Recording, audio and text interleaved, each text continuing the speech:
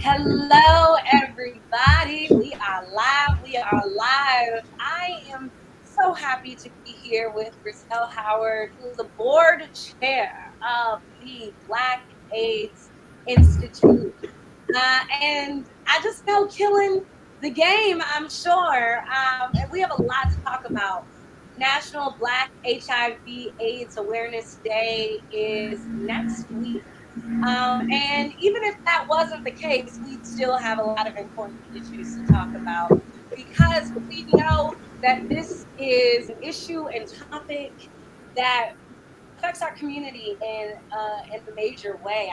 I was in the car this morning running my errands and heard a conversation about it, and was so happy that we're having these conversations. I said, "Oh, Grazell's gonna be happy that they would talk about it on the radio today."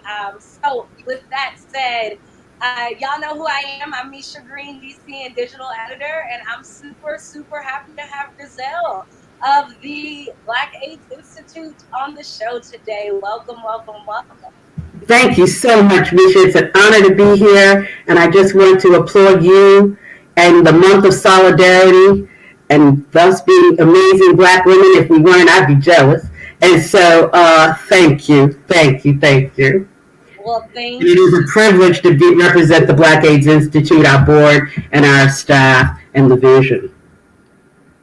Well, I guess with that, let's get into the nitty gritty of things. You know what? No, let's not get into the nitty gritty. Okay. Because I have a really important question to ask, which is, how are you doing? We're still in a pandemic, you know? How are you doing? How are you feeling? That's a question we forget to ask people. Thank you for asking. I think it's a question we should check in on everyone. I started in the endemic pandemic saying COVID has been very good to me. One, I started resting. So the rest was important for me. Two, today I will say the COVID has presented as opportunity, especially Black people. Right? Yeah, we have opportunities to dialogue today about February 7th. However, we also have the opportunity to talk about shame, stigma, the lack thereof, access to health care, justice, social and health. Absolutely. And we get to get that. Prison reform. The many people watching, you know, we have so many people tuning in from everywhere. So hello to those folks out there. Drop who you are and where you're representing in the comments. We'd love to say hello. But you're right. I think this time has presented a lot of opportunity. And speaking of opportunity and hard work and rest in this time of hard work, the Black AIDS Institute has been up to a lot for a long time, and tell us about what you all are up to and what you do as board chair. Well, as every individual, our organization is in a unique space of transition, reimagining, refining. However, we are doing that, remaining true to our mission. Many of the things that you say in the COVID era, for example, were learned during the HIV epidemic over the last 40 years, including antiretrovirals would be the seminal space for us to move forward, COVID and beyond. So the work at the Black AIDS Institute now is to continue to inform and educate and activate persons about HIV, about the biomedical inventions, as well as the access to preventative care. Because as one of the great women of this work, Pat Bass always said, prevention is care. So we have an opportunity to talk about if you're HIV negative, how can you love the way you want, who you want, when you want, safely. And for those who are HIV positive, how can they thrive and love who they want, when they want, safely. And then the challenge is, how do those messages get to all of the aspects of our diverse community? So what we've decided is at BAI is that we will now be radically partnering with all aspects and cross sections of our community in a new way, intergenerationally. Why? Because so often this particular virus, HIV, has been segmented based on people's self-disclosure or segmented based on the funding. We are no longer going to do that in our community. The funding is the funding, but we know the messenger matters. And after the message, we know the behavior matters. So we will craft our programming and our strategies to meet every sector, whether that's the young gentleman, little boy, who is struggling with sexual identity, or the little girl who's saying, well, geez, do I need a roster of guys? Or a woman recently divorced and she hadn't thought about a condom or thought about PrEP and how she negotiates any of that. Or Big Mama, because I get the privilege to hang out with a whole group of super octogenarians. And on the real, they tell me they still have beautiful, sexual, passionate lives. I love that. I love everything that you've said and your intentional intergenerational push and the pivot and just it all. It makes me so excited to hear it. And of course, coming from Grazell, who is so well informed and can engage somebody in any story, it is just awesome to hear.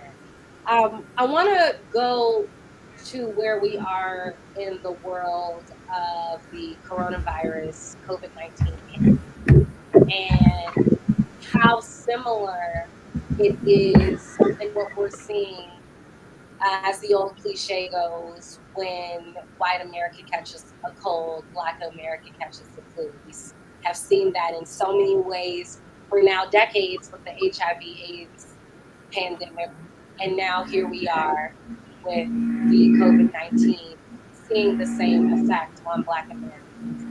Can you tell us a little bit about why you think that is, the root of that, and how you all are combating it in your work? The challenge that the SARS-CoV presented to the world is a general.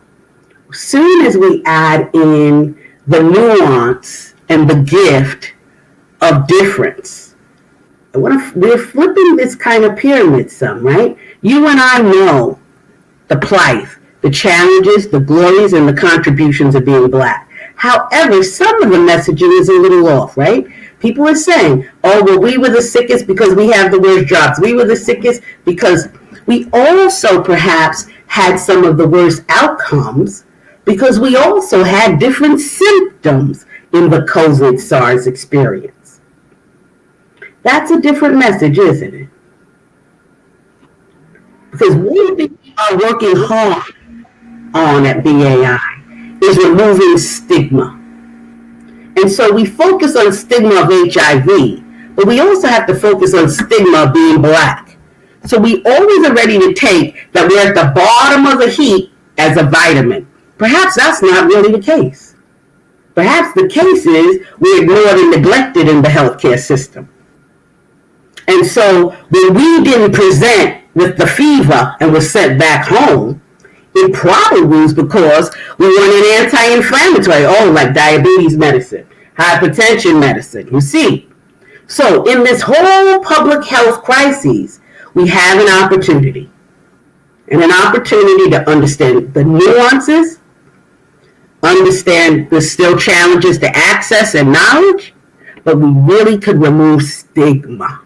Stigma from HIV and stigma from the fact that we are so unhealthy just because. And the healthcare system and public health messaging can understand that it is an entitlement that we be treated and assessed based on our makeup. So, we know many things. We're overweight. We have hypertension. We have SIDS morbidities more than others. So how does COVID affect that? How will COVID affect those with HIV? So now we're talking persons who may not be virally suppressed. What about those who are virally suppressed, but their immune systems will still be more vulnerable? Those are the conversations now in year two of COVID we need to have. Unapologetically about black people, not in a global sense. Because how the 42-year-old man in Germany responds will not be how the 42-year-old your uncle and my uncle respond to medication, messaging, or behavior. We're wearing Absolutely. masks. I have them in every color and every shade. If you're black and American wearing a mask, you need to be on nitrous oxide. I am not a doctor, but I'm a health advocate, and I love to live, and I want my people to live. So at BAI, we actually have a COVID curriculum.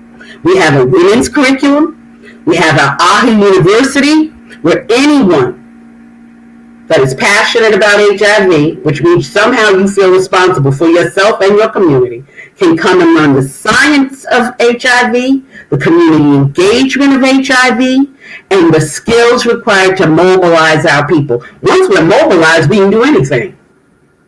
Mm, So COVID era is presented as a thing, the opportunity for us internally to remove stigma, not only from HIV, but remove the stigma that we are ill. We have the right to thrive and live well, and we can, with the appropriate messaging and the appropriate science. absolutely. Y'all, if you have not getting that word from Grazell today, I don't know what you are getting. She is preaching. Wow, I have chills. So, I love that you're saying removing this stigma around and changing the messaging and the narratives will help remove this stigma. One of the things that we talk about a lot in the Black is the lack of access to healthcare, and I think that that's something that we talk about among ourselves, but people really in the larger mainstream, that's not a messaging that gets out there. That's not a narrative that people are truly understanding. And so when you look at something like HIV/AIDS or COVID-19, what are the correlations between our lack of access to affordable, easy, accessible in terms of transportation wise healthcare, and these sort of dual pandemics? So, access is key. We also have persons who have access, but do they have quality? So I don't think we can keep segmenting and siloing the conversation. It is access to quality informed healthcare with a cultural context. The cultural context is as important as the access.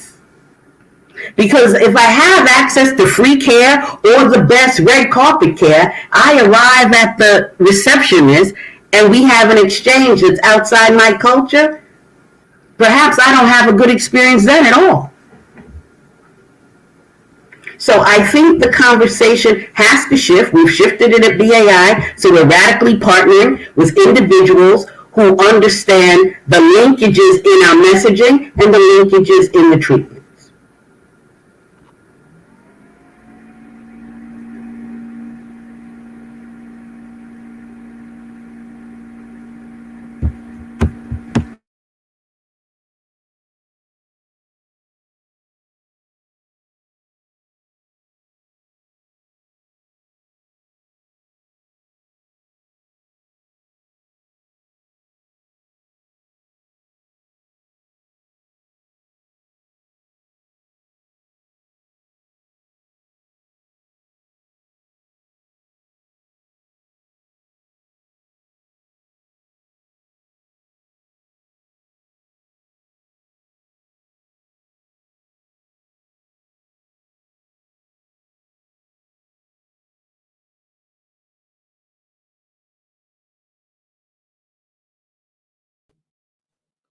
We still here? Are we still rocking live? I would never leave you. Okay, perfection. I don't know what happened. I told you, Grazell, my computer doesn't like me somehow. Don't claim that. Don't claim that. Words of power. That's jump to what we were talking about. Don't claim that. It's the Maybe words of. maybe that's what happened, but thank God it got me right back in. It just StreamYard told me, and what I love it made me feel better. It said an unexpected error has occurred. It is not your fault. I That's said, what it said to me earlier today. good, good, okay, all right, good. Doesn't make you feel better when you're like, okay, it's not me tripping. But anyway, we were talking about access and the cultural context, and we were there. Um, I missed some of the folks are probably still here and rocking with us, but for me, selfishly, can you run it back a little bit? Absolutely. You asked me about access. I said access is critical. Access is an entitlement. However, access in a vacuum is not the conversation. The conversation that we are purporting and supporting is one of access to quality healthcare in a cultural context. Right? And the cultural context is as important as the access, because you can have access to healthcare, but if that access cannot inform you and treat you in a way that is sustainable to allow you to thrive and live a whole healthy life, we're still not where we need to be. And there are many areas we need Black people in clinical trials. We need research to come to our communities. And that's what COVID is showing us. We need research to come to our communities so we can actively participate in tools, skills, and biomedical advancements that fall into the cultural context of how we live. For example, we know cultures that have been wearing masks forever. That wasn't in our culture. We've had lots of outdoor activities. We were raised, oh, get the flies away, get the flies away. No, now it's time to say, keep the flies away due to the virus. Every church, every faith-based organization where we gather, they say that's the linchpin of our community, as well as the historically Black colleges. Let's not talk about that too long. I'll get on a soapbox, okay? Oh, but get on it. You can go ahead and segue. Our historically Black colleges are our hollow ground. Yeah. And so with that said, that's the messaging, that there are the places we look for appropriate messaging, right?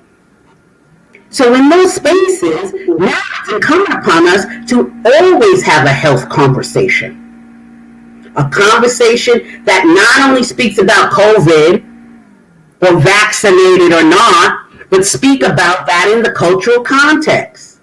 That's real information. I'm not interested in the misinformation. But the real information is, have we in our communities taught our people about this virus and the things we should do and must do to thrive?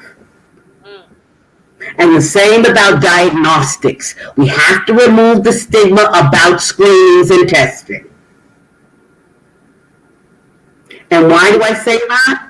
Start anywhere. Start with colorectal cancer. We have cultural context to that.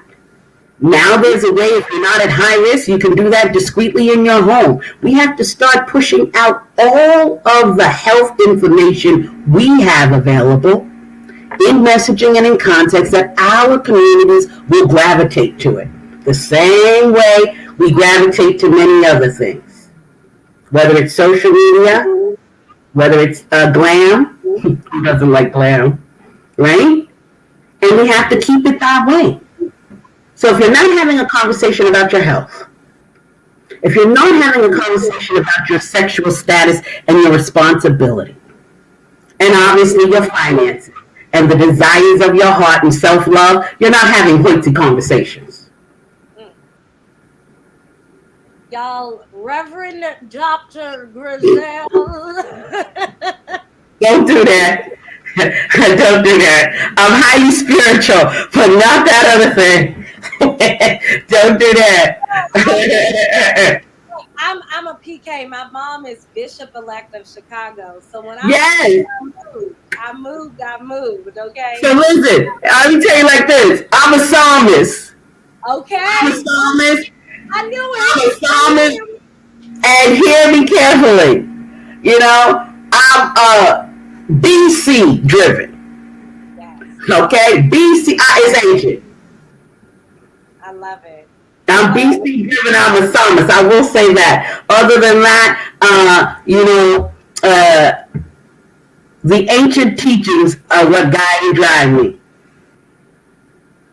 I love that. I love that.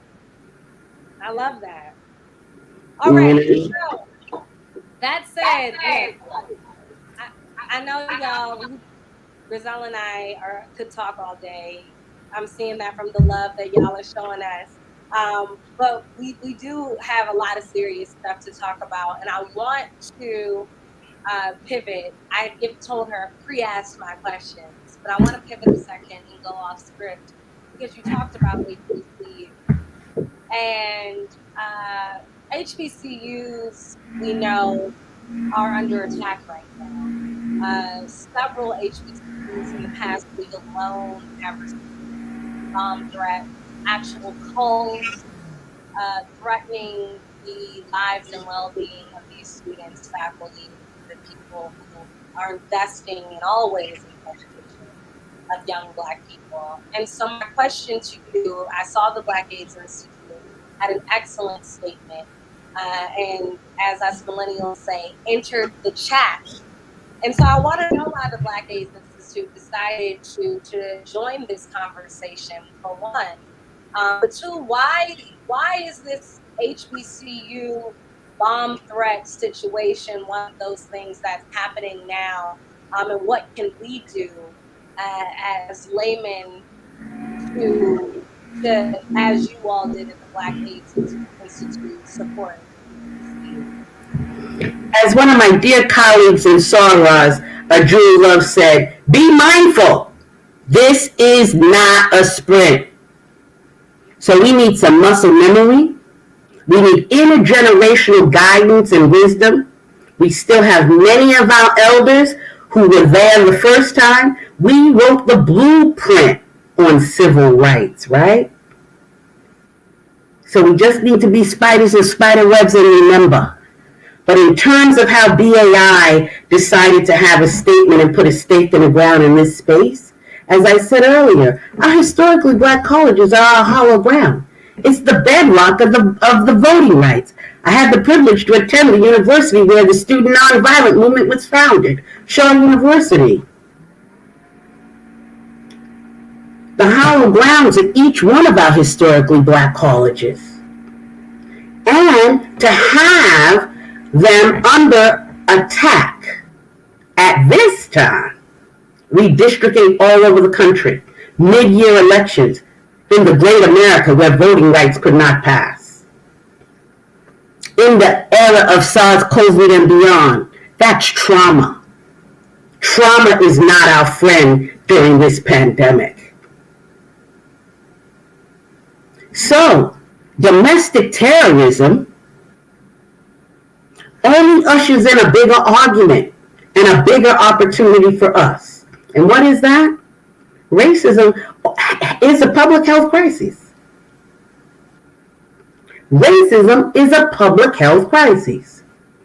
So whether you're the Fortune 50, Global 5, or nonprofit executive,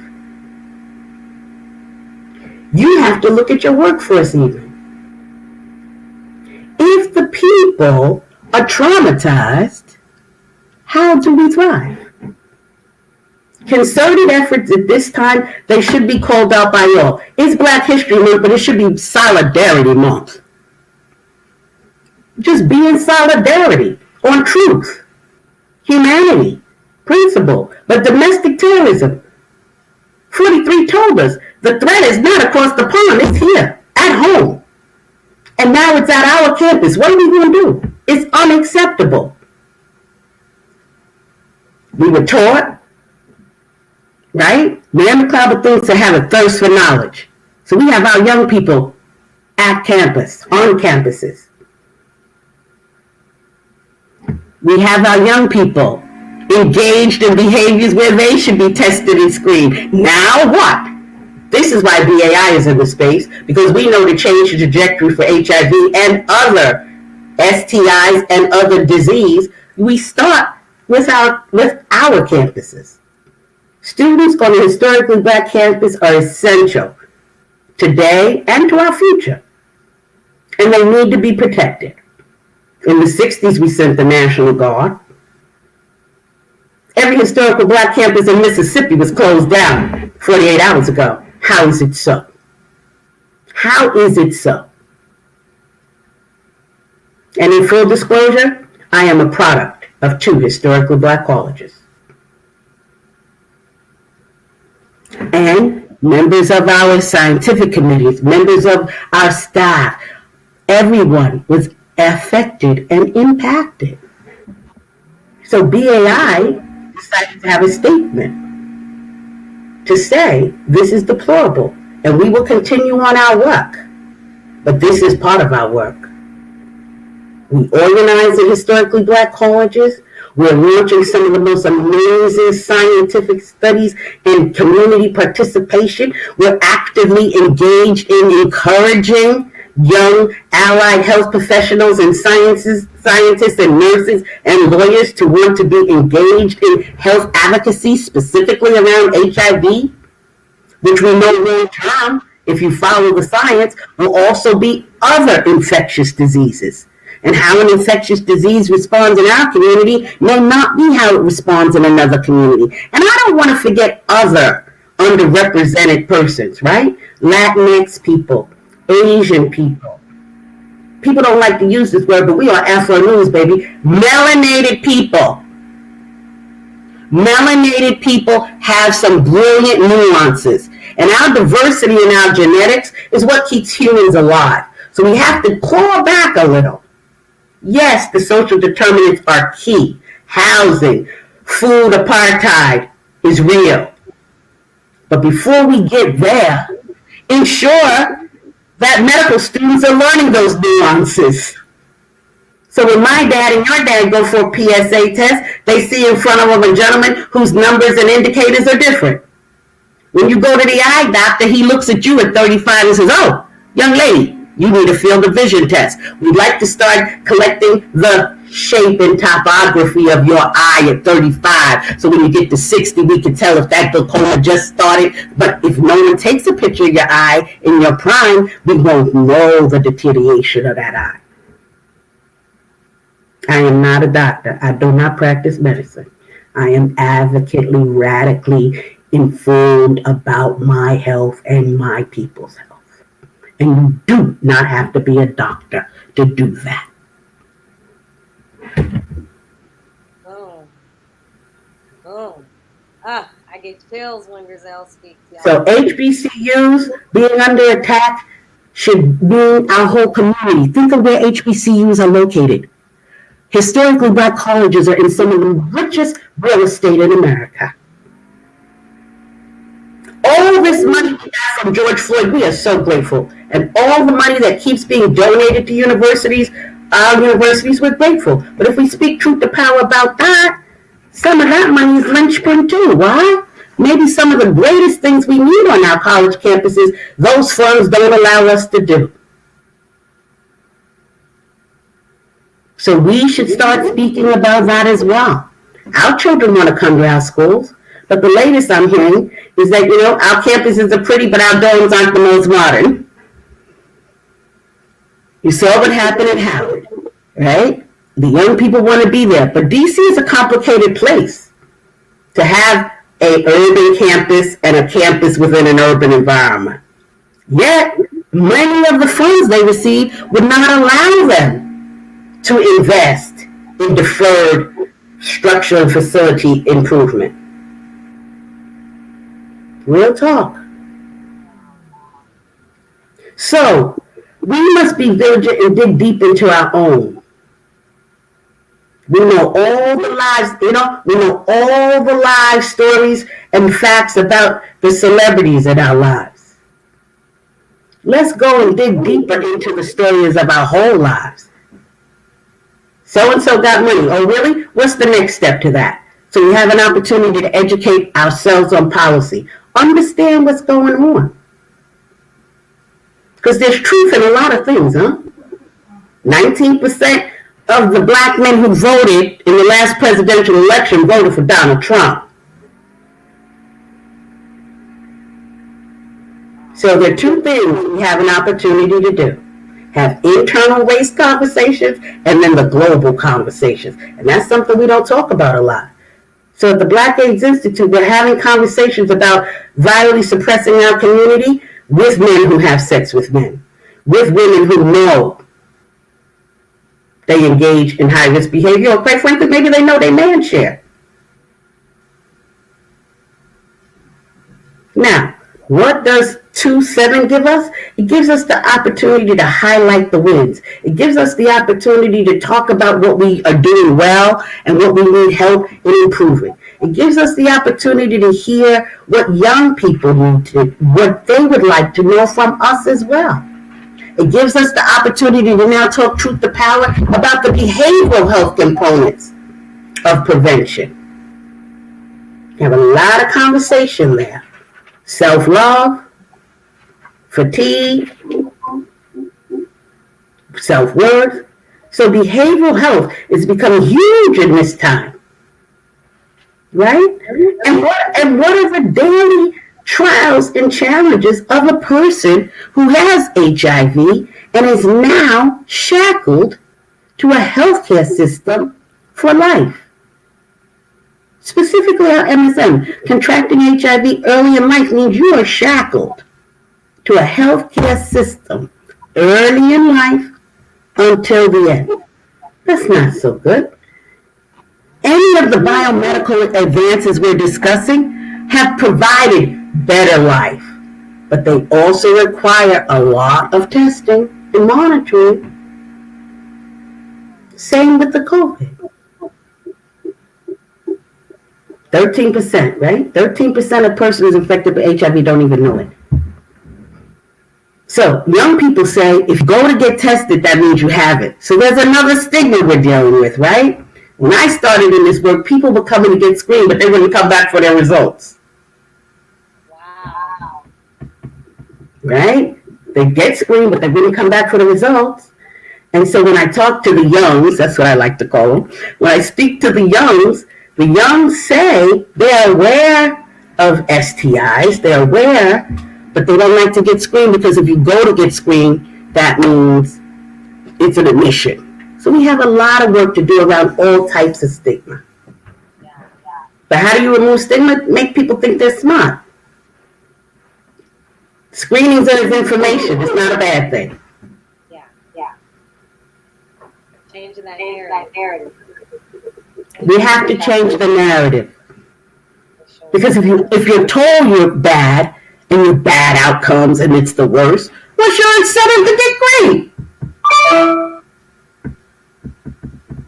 But if you understand what's actually happening, you could be like me, just ravenous and rabid about knowing everything we need to know, vitamins, all the things that make us well. Yeah. And then don't people Grazell, he know as much information and have that yearning for info, we would be better people. And so speaking of which, you talked about February 7th, you talked about why we celebrate and why it's important. Tell us a little bit about what BAI is doing for the day and how we can get involved in raising awareness for the celebration as well as for the important conversation. Absolutely. The Black AIDS Institute is radically partnering across the country with other AIDS service organizations, as well as traditional women's organizations, as well as other traditional social organizations to inform our community that one, HIV is no longer a death sentence, that we need everyone's participation to remove stigma. Because COVID actually is HIV for the planet. And if it is, in fact, when people have the COVID, we are taking care and checking on them. And if someone has HIV, you're going to let them. Whereas, It's actually more dangerous to let someone use your bathroom with COVID than HIV. Right. So we have to all get on the same page. Yes. One, two, we will be participating in the Honorable Barbara Lee's convening on 2/8, which is Congressional Black Caucus. The Congressional Black Caucus will have a national HIV Awareness Day where they will also bring forward scientific information, current advances, and opportunities. But you can always find us at blackaids.org. And at blackaids.org, you will find the list of those programs, including our BTAN chapters around the country will be having their local and regional celebrations next week. So go to blackaids.org and you will see the list of the activities that we will be participating in. Also, next week, tune back into blackaids.org and you will see the Black AIDS Institute's message for Impact. Awesome, awesome, awesome. And lastly, may I add, when you go to blackaids.org, you will also see legislation that we need everyone's help in moving forward. And what does everyone's help mean? If you go to the website and you see that legislation, take it to your pastor, take it to your sorority meeting, take it to the missionary society meeting, take it to your book club, take it to the barbershop, take it to the hair salon, and just have everyone say, these laws matter for all of us. So blackaids.org is where you will find us. Blackaids.org, y'all. You've heard it. I'm so happy we could have this conversation. We were having technical difficulties, y'all, and it could not stop us at all. This is so important. And so as I say to all of our folks watching, sharing is caring. This stream will be here as long as Facebook and YouTube exist. And so go ahead and share this stream and share with your village and inform your village and help them to grow and know these important issues and these conversations that affect us all truly, in many ways. And as Grazell said, we all want to be informed. Why not be informed? We all need to be part of this conversation. Is there anything you'd like to add before we wrap? Remember, to be disease-free is an entitlement. To love is an entitlement. And so know that you can live and love how you want, who you want, when you want, as long as you want safely. And if you're interested in knowing how to do that, please go to blackaids.org. The information's there.